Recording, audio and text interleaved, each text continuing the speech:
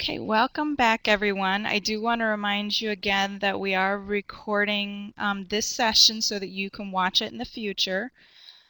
So tonight's webinar will be available. We'll email it to the link to all the participants and to our speakers.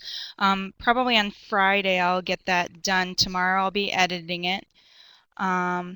Also, all the websites mentioned tonight and a few more that are suggested to us by our speakers are now available in our course under web links under Iowa Water Resources.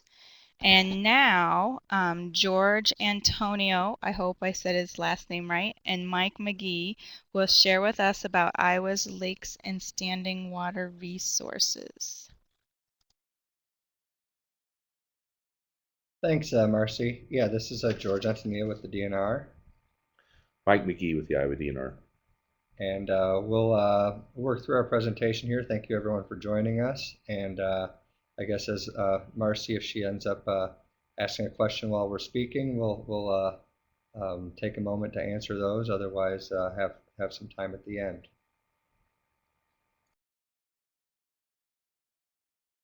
So both Mike and I work for the Iowa DNR Lake Restoration Program. So we'll try to both give some background and information on lake and lake systems throughout the state, maybe talk about the program a little bit also at the end, and then have a time for questions there. So we work on both natural and man-made lakes throughout the state. Iowa throughout the state in terms of surface water has over 160,000 acres of lakes, ponds, and wetlands. And these are managed with our fisheries staff throughout the state, help us work on a variety of projects in terms of improving water quality and habitat, and anything to do with fishing, fish stocking, working with local communities, and our a good available our fisheries biologists throughout the state are a very good resource, I think, for you as teachers and to have available on a local level. We kind of started out with that overall acreage because it is a number where you think maybe initially is a large surface acre in terms of coverage, but really if we put all our lakes in one spot in the state, we'd be looking at just about 1% of the state's land area. And the watersheds, if you take away the big reservoirs like Red Rock and Coralville and Saylorville, the watersheds of these lakes represent only about 3% of the drainage area. So Greg, I know, talked to you a lot about the rivers and streams, which would then make up the majority of that drainage system throughout the state in terms of stream systems. So we have a limited resource. We try to communicate that this has a multi-use purpose. We use lakes throughout our state for drinking water, recreation, industries in the state, and because it is limited and we don't have an overabundance of these systems, that we need protection and restoration, and our program is also allows us to address and work with communities and engage in different projects that help improve water quality throughout the state.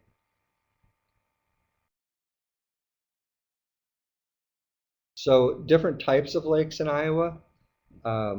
Over 80% of our lakes in Iowa are represented by these type of systems, ponds and backwater lakes of our rivers, surface mines, marsh-like wetlands, and on-stream impoundments, and oxbows, old cutoffs of rivers that have now been isolated in terms of a lake system. And even though there's well over 5,000 of these systems throughout the state, when it comes to the lakes that are probably more familiar to your students and your communities, we're really talking about our more major reservoir man-made systems and some of our natural lakes. And when we even get down to a program level in terms of lakes that we're working with and looking at to improve and restore in terms of water quality, we tend to focus on about 130 or so lakes in our state that we consider significant public resources. These would be ones maintained principally for public use in terms of access, um, multi-use systems that are used for recreation, fishing, things like that, and and um, and systems that really wouldn't be considered small pond type systems. And in terms of that's what that 10 acres is all about. And in addition, one thing that comes into becomes a factor in terms of long-term sustainability and ability to not just improve these lake systems but maintain a sustainable improvement in water quality is that we're able to get a handle of the watershed.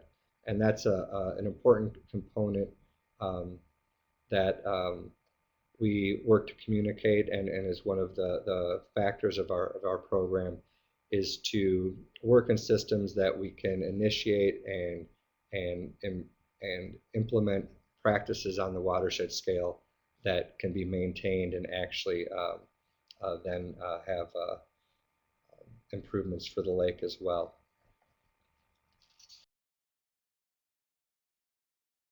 One resource that you might want to keep in mind is we mentioned our fisheries biologists around the state, and at our website for the DNR for fish and fishing.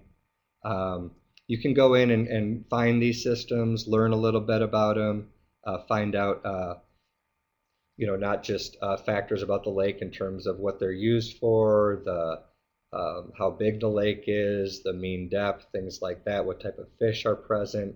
But it also gives you that contact information. So if there's a lake in your particular area that you and your students are interested in, we should be able to get the right people in touch with you to answer your questions and help you with anything you're planning to teach about.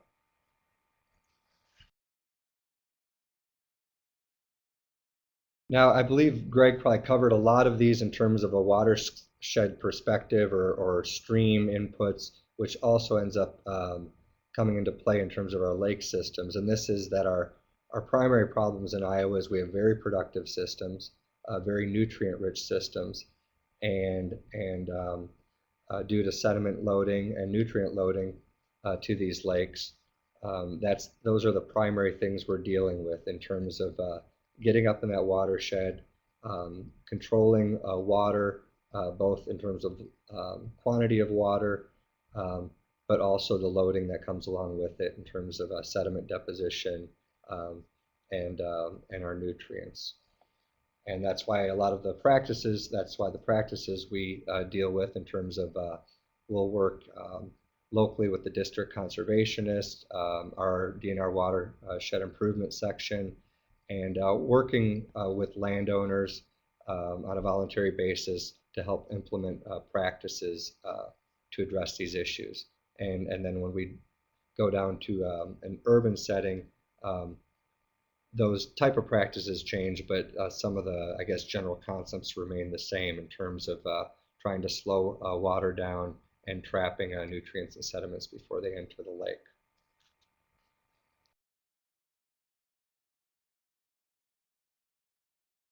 So we have a variety of resources that would be available to you in terms of understanding your particular lake system, water quality information that's been collected, what the watershed landscape is like in terms of land use and configuration, things like stratification. Do these lake systems develop a thermocline or a separation between the upper and lower layers of the lake throughout the summer?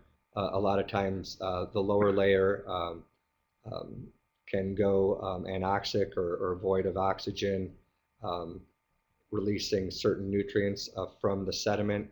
And if the system remixes again, can make those available for algal blooms and productivity in the lake. So sometimes just students understanding the basics of their lake system, and the water quality behind that gets them thinking about these issues and how they affect their lakes.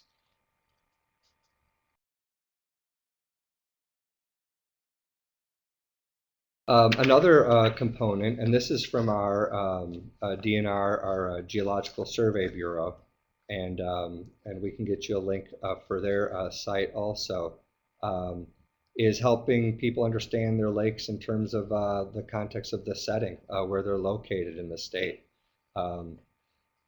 Based on the last glaciers that came down into the area, we know that we can go back to this map that I had before, and we see that most of our natural lakes located in the Des Moines Lobe. This is also an area where your students can learn a lot about tiling and its effects on lake systems so just something to keep in mind. Another aspect to these resources that you may want to bring into the classroom setting and learn about. A lot of our oxbow lakes are located along those border systems with the Missouri River and Mississippi River. Our southern lakes are our reservoir systems, and also has implications in terms of what type of issues we might be dealing with. Where the northern half of the state, we might have be more focused on things like sheet and rill erosion. In the southern tier, we know that gully erosion and stream deposition ends up becoming very important factors. I'll move through these that we just saw. I wanted to bring in some examples of data resources and also summarized data resources for the state of Iowa. We have two information systems that were developed in cooperation with Iowa State University. The first one I'm going to show you is what we call the mini report website, and the second is the Lakes Information System. And what the mini report system does is it really kind of compiles and summarizes data for a particular lake. So you can look up a lake in your area, and it basically combines and then interprets some of the information. And so it's really good for a target audience that's more maybe a classroom setting or a local meeting. It presents not just aspects on the lake, but also some information on economics and visitation. And this is an example of the front page to get you there. And as you choose up above your lake by name or by county, it then generates like a 5-6 page PDF report. And I haven't included examples of everything that's involved with the report, but it does have a cover page and a bathymetric map that shows the different depths of the lake and things like area and mean depth. These maps are also available as part of our DNR fishing section of our website. But a neat way to really just summarize things like chlorophyll, total phosphorus, your water clarity, Secchi depth, and get a really quick feel for what this lake is like in terms of its general water quality. Is it one of our poor water quality systems? Is it one of our high water quality systems throughout the summer? And so I think that will be kind of a neat thing to have available for you. Now the lake information system is also valuable, but more in terms of raw data. If your goal is to get more detailed information in terms of your water chemistry for a variety of parameters that are collected in terms of water quality and water chemistry, it will also have information on your phytoplankton and zooplankton communities, both by what types and biomass. And so this would be maybe an aspect where you want to start with more raw data and have students work through that information and actually analyze and summarize information themselves in terms of the lakes they're working on. And both of these should be pretty full data sets on our 130 lakes that we've been sampling 3 times a season since 2000, and hopefully it will be a valuable resource for you. Another item is if you're looking to do social type aspects to your projects in terms of lake usage and visitation, what are people doing at these lakes in terms of fishing, picnicking, boating, swimming. This website at CARD, which is the Center for Agricultural and Rural Development at Iowa State University, has done a variety of research projects for us. Here's just some summaries here in terms of overall in Iowa lakes, in terms of 6 of 10 Iowans visiting our lakes multiple times each year, and general overall spending, but also has some lake specific information on economic impact and public benefit and lake usage for lakes in your area.